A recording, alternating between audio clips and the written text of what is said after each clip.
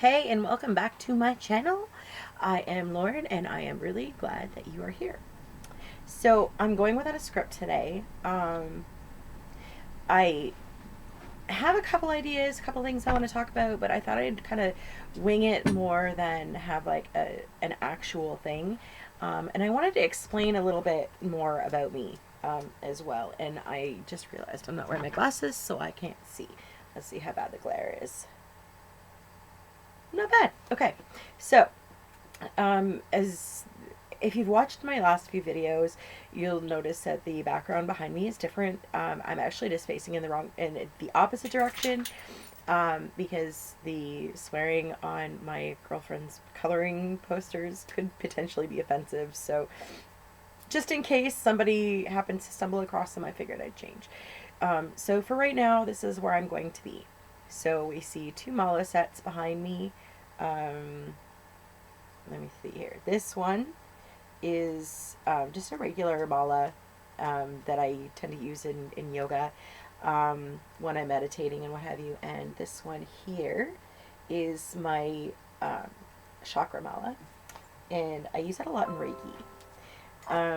And behind me is actually my Reiki altar.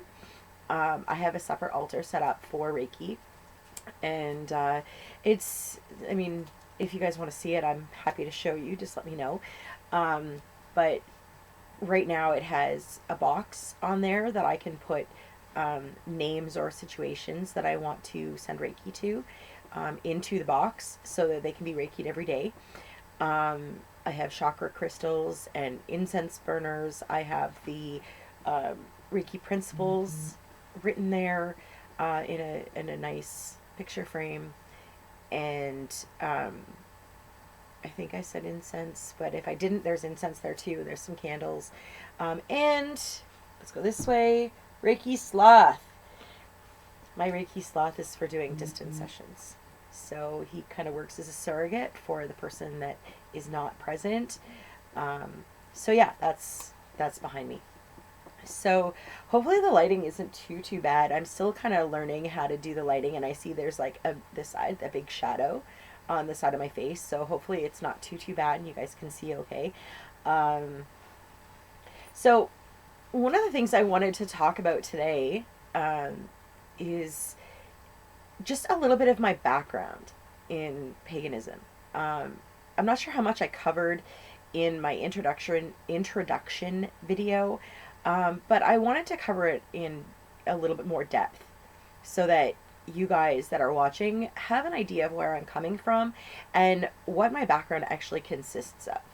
Um, so I decided to start this channel um, partly because I want to do honor to Breach, and because I'm going to be learning about Kali as one of my guides, and I want to be able to document those things. Um, Excuse me for a second. Sorry, totally had to sneeze. I didn't want to do it on camera. Okay, so the other thing is that I've been pagan for a really long time. Um, and I'm not just talking like 5 or 6 years here. I'm talking like, um, let me think, almost 30 years. I've been pagan in some regard or another, and out of the broom closet and out and, learning outwardly and talking about it and being public about it for 22, 21, about 21 years.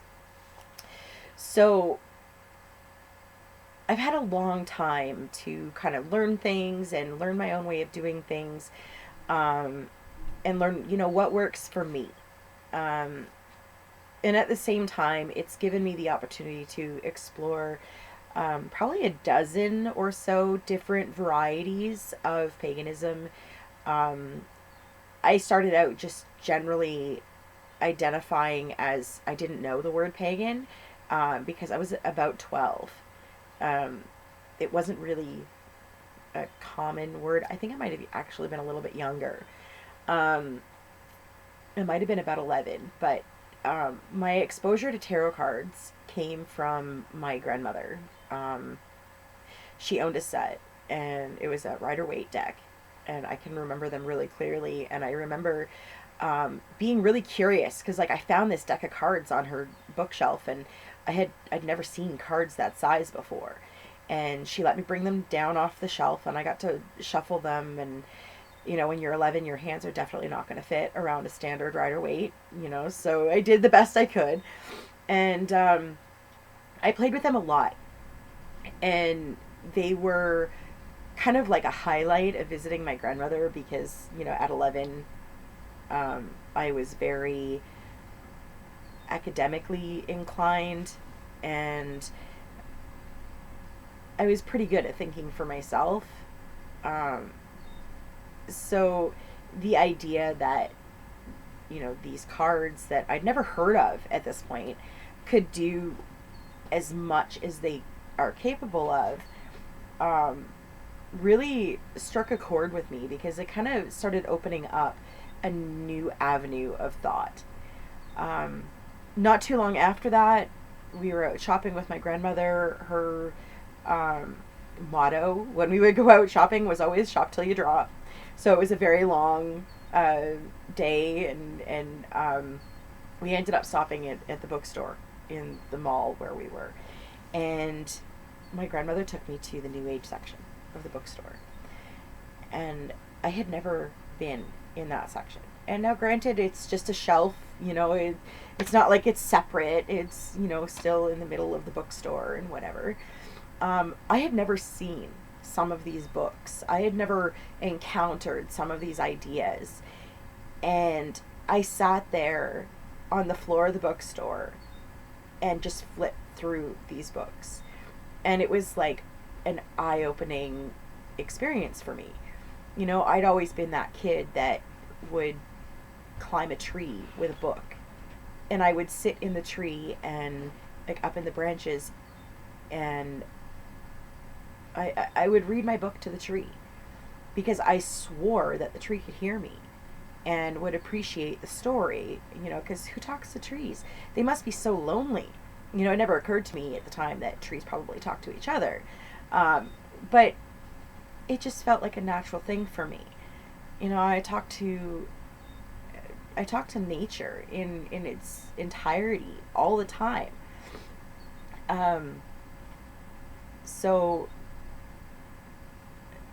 you know, sitting there in the bookstore and reading these books kind of put that nature connection that I'd always felt into a perspective that I could understand.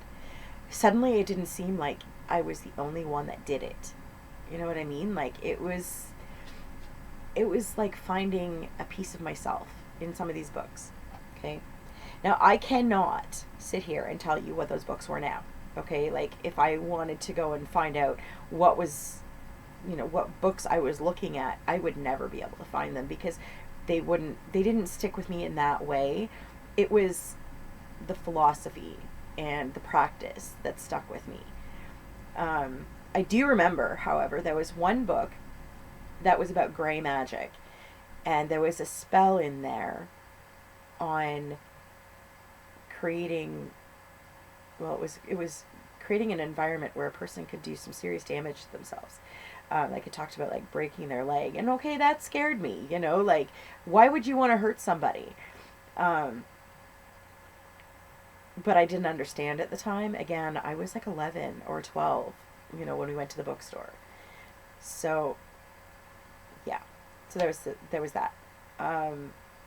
My grandmother also had a set of runes, and I spent a lot of time with them as well. But I found that they were way more abstract, and I had a much harder time working with them than I did with the tarot.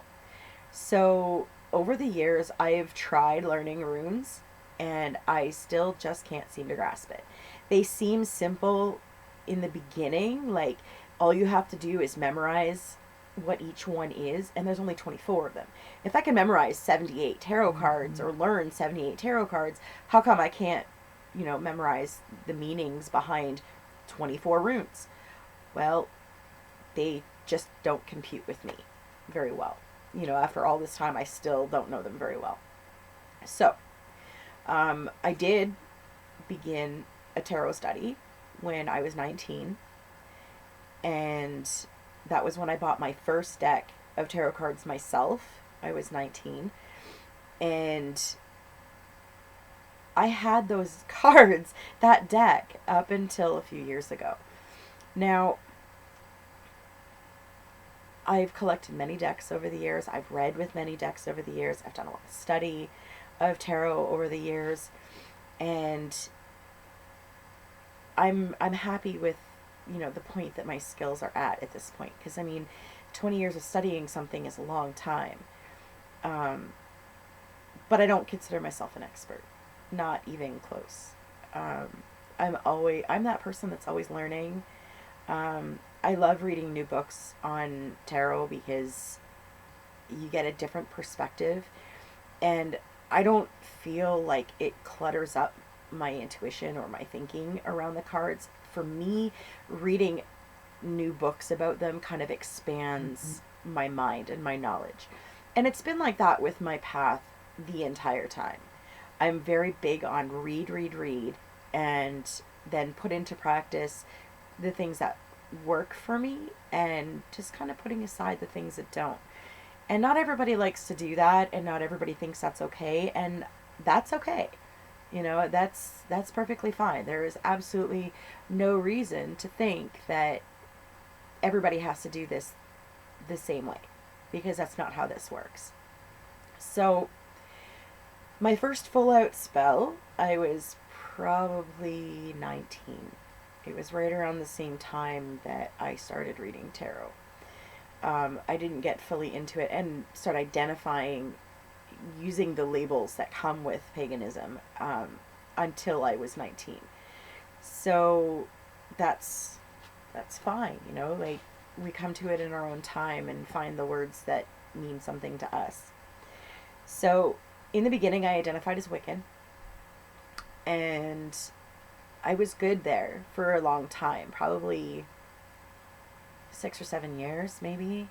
I was good there. And then I really started to struggle with some of the concepts, because the way that I was taught, because I did make connections in the Wiccan community, and the way that I was being taught in person was that I could not do a binding spell or a banishing spell on somebody, because it went against the Wiccan tenets. It goes against the Wiccan Rede to not harm anyone. And I had a real problem with that, because the person that I wanted to banish from my life was causing me harm and was causing my kids harm, and I wanted them gone, and nothing else that I had done was working. So I had a real crisis of faith there, and started exploring other paths, and that kind of led me all over the place. Since then, I have studied heathenry and Asatru through several groups, plus independently. At one point, I was an ambassador for the Asatru community. I've been a member of the Troth. In fact, I think I'm still a member of the Troth, if I remember correctly. I've studied Kemetic Orthodoxy, which is an Egyptian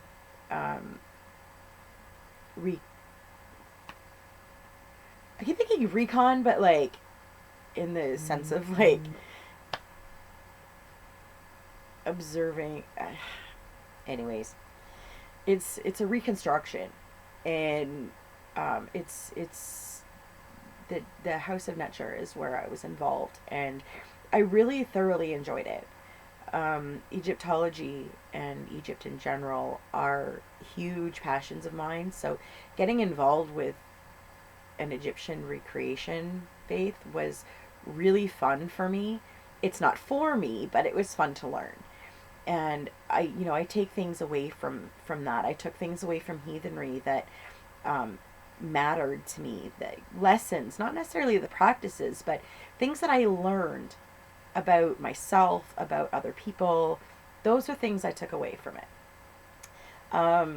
I studied Celtic Reconstruction as well, which is kind of part of where I am now. Working with Breege, I do put a lot of stock into Celtic Reconstruction.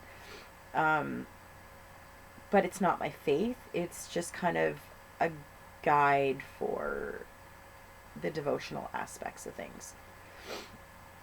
Um, what else have I studied? I've studied yoga intensively. I even started my yoga teacher training. I've, of course, taken Reiki, which is in itself a spiritual practice.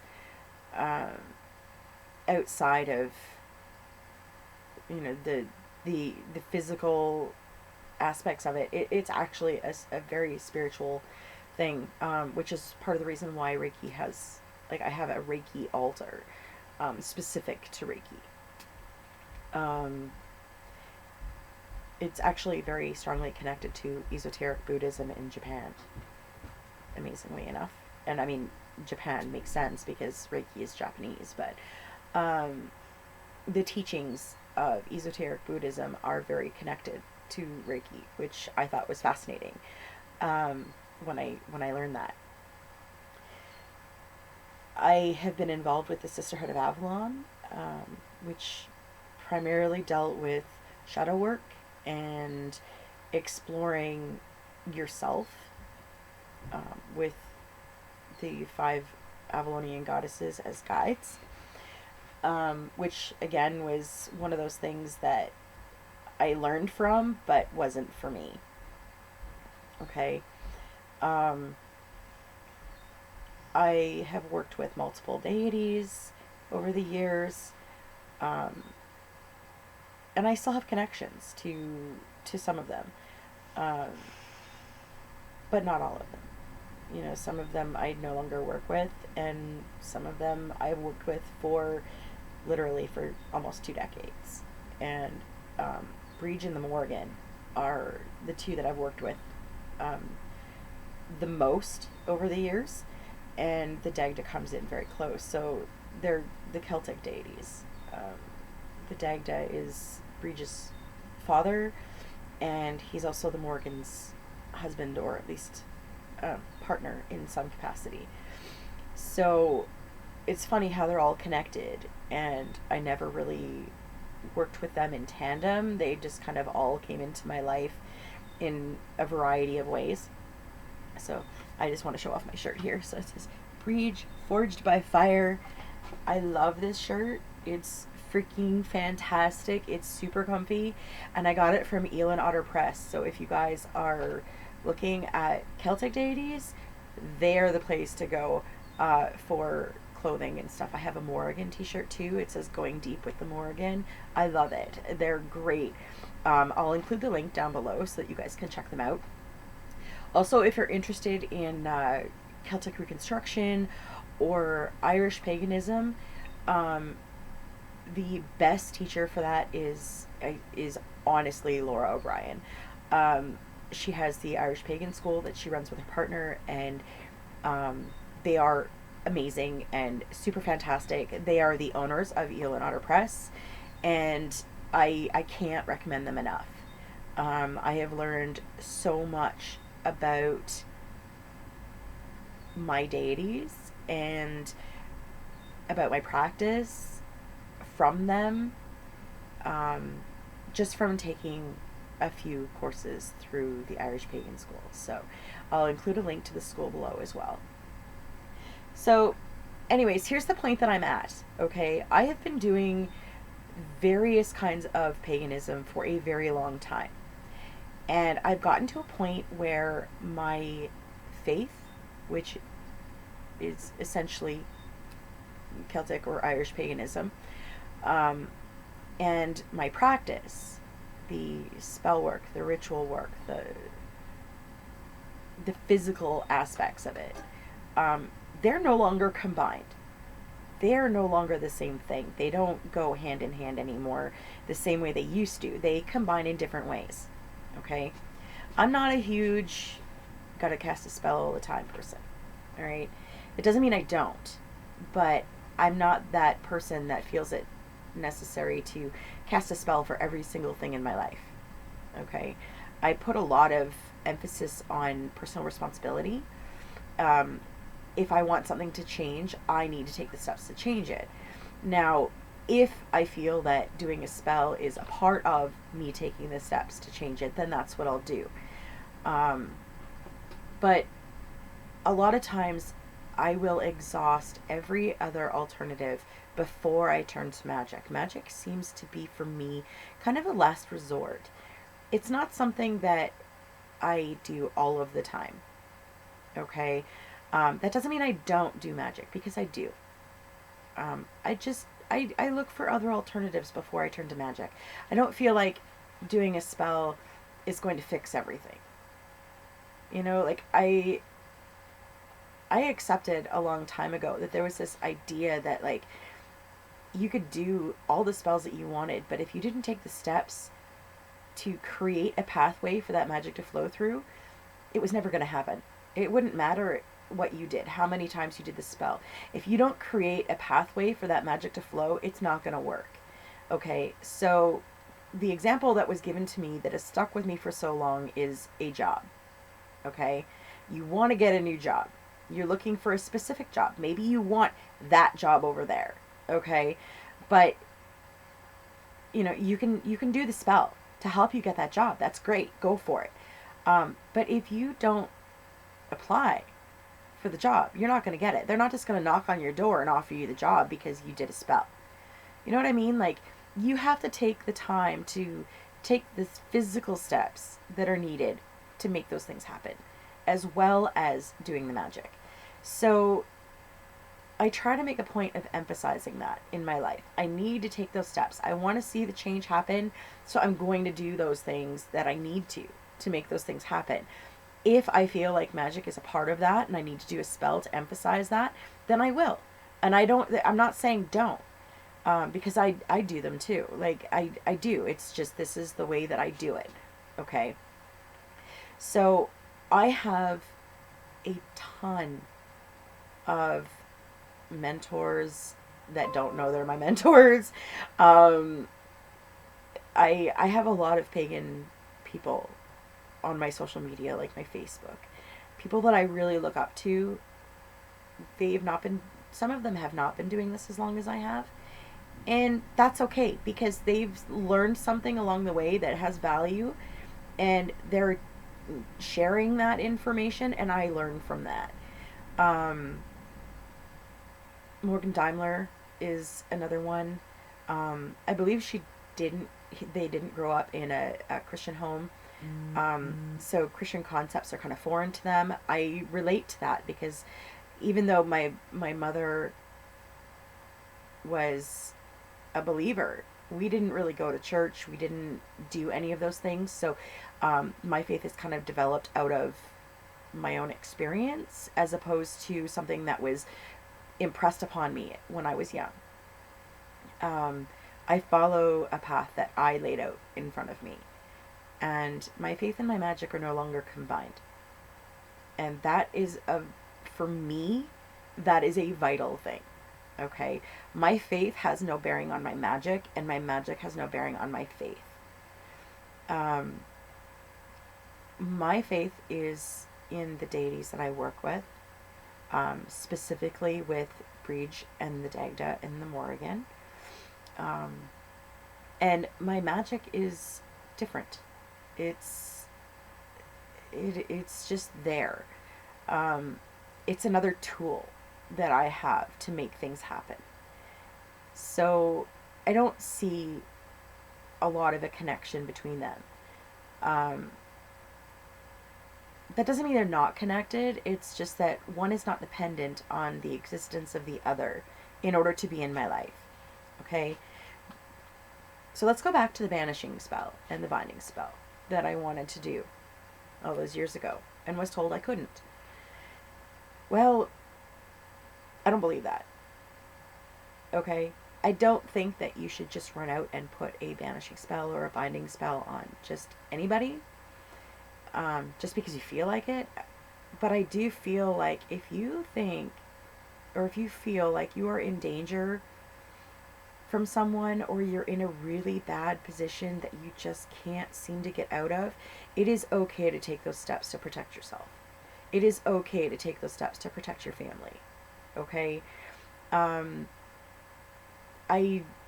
left Wicca because it was all about being good to everybody all of the time. And I am not good all of the time. that doesn't mean I'm not a good person, okay? Because, like, I think I am. I think I am a good person. You know, I'm always looking out for everybody else around me and trying to do the right thing. But there comes a time when I feel like I need to protect my kids, or feel the need to protect my mom, or even my girlfriend. And I need to know that if I take the steps to protect them, that because I am doing it for their best good, that I'm not going to get punished or have it rebound on me because I'm trying to protect somebody. And I don't really ascribe to that. Okay? So, I guess I want you guys to understand that I'm not doing this channel because I feel like I'm an expert. Okay? Because I don't. Not even close. Like, there are so many people that have been at this for 5 years that have more knowledge than I do. Okay? And I don't deny that. But what I do have is experience. I have a lot of experience. And I want to be able to share that. You know, I want to be able to share my perspectives on things. And if I see a YouTube video, because I do watch, you know, witches and what have you on YouTube, if I see that, I want to be able to comment on it and say, okay, you know what, guys, this is why I agree with this, or this is why I disagree with this. And just kind of put it out there so that it's out there. Because sometimes that's what we need to do. Sometimes we need to just step up and say, you know what? Nobody else is doing this. I'm going to. And that was a big part of the reason for starting this channel, because, like, Breach, I can't find anything.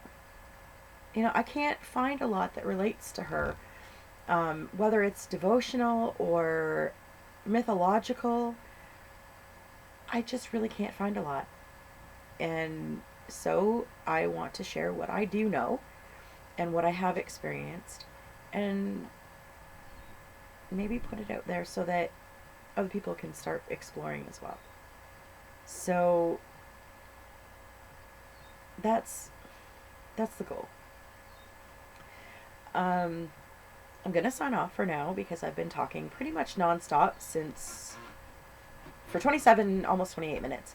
And I haven't barely showed you guys anything. I haven't really done anything except sit here and talk to the camera.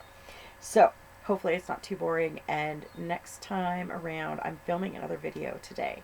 So, look for that in the coming days, and it'll be more interesting, I promise. I have something to show you guys. Alright guys, have a great day, and I will talk to you all soon. Bye!